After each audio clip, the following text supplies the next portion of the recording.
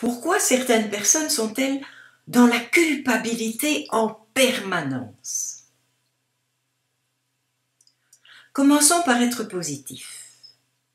Quand on manifeste de la culpabilité, cela présuppose qu'on se compare à un modèle performant.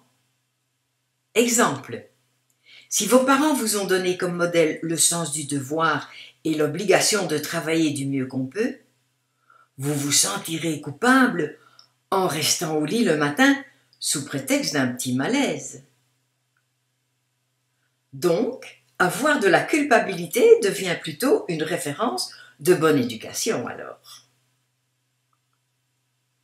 Mais immanquablement, la culpabilité engendre la dévalorisation de soi, qu'on le veuille ou non. Et la dévalorisation de soi engendre une foule de conséquences, telles que des attitudes de repli ou des attitudes revanchardes.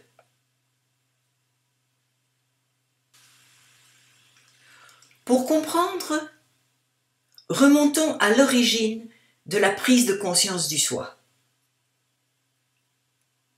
À la naissance, le soi n'est pas défini correctement.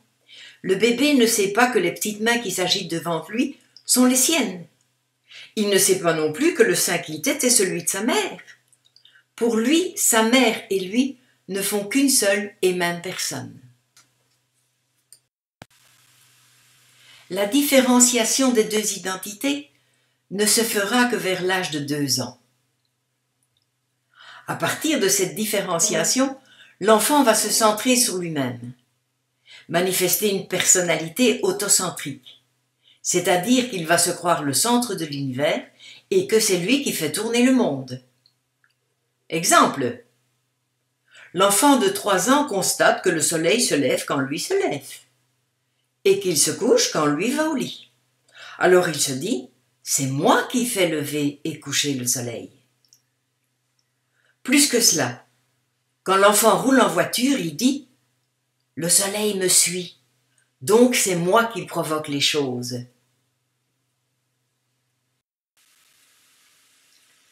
Quand l'enfant est immergé dans des situations positives, il s'auto-valorise puisque sa toute-puissance provoque du positif dans le monde autour de lui. Mais si l'enfant est face à des situations négatives, il va s'auto-dévaloriser puisque c'est lui qui provoque les choses. Par la suite, tout au long de sa vie, ce mécanisme d'autodévalorisation sera présent en face de la plus petite difficulté. Et il n'hésitera pas à se convaincre qu'il ne vaut rien, qu'il n'est pas intelligent, qu'il n'est pas assez aimable, qu'il ne mérite pas l'amour des autres, etc. Eh bien, ceci est la deuxième croyance profonde que l'enfant installe pour toute sa vie, suite à un traumatisme. Rappelez-vous, la première croyance est « Comment il perçoit le monde ?» dans l'article numéro 50.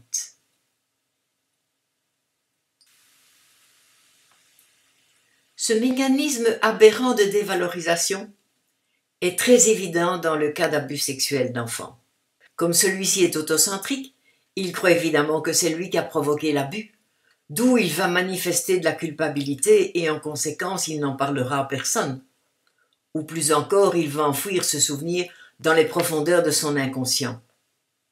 Et certains êtres vont jusqu'à l'oubli de l'événement en guise de protection absolue. Si vous avez l'impression ou la certitude d'être habité par cette croyance dévalorisante de vous-même, n'hésitez pas à faire l'application que je vous propose. Toutefois, nous n'aborderons pas encore les traumatismes sexuels maintenant, car l'application est différente, elle nécessite quelques outils supplémentaires.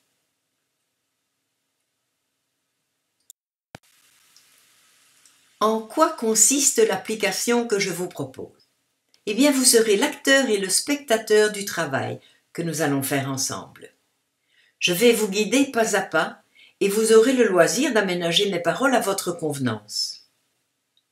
Dans ce travail, nous nous focaliserons sur le petit enfant que vous avez été et nous allons lui apporter les certitudes positives qu'il acquérera quand il sera adulte. C'est comme si nous faisions un transfert de fichiers à l'intérieur de notre disque dur. Alors vous me direz que l'adulte que vous êtes sait tout cela. Oui, mais il ne suffit pas de savoir pour éradiquer la croyance profonde. Il faut que le transfert de fichiers se fasse dans l'évocation de l'expérience traumatisante, pour que cela s'installe dans le ressenti de l'enfant et non dans le raisonnement.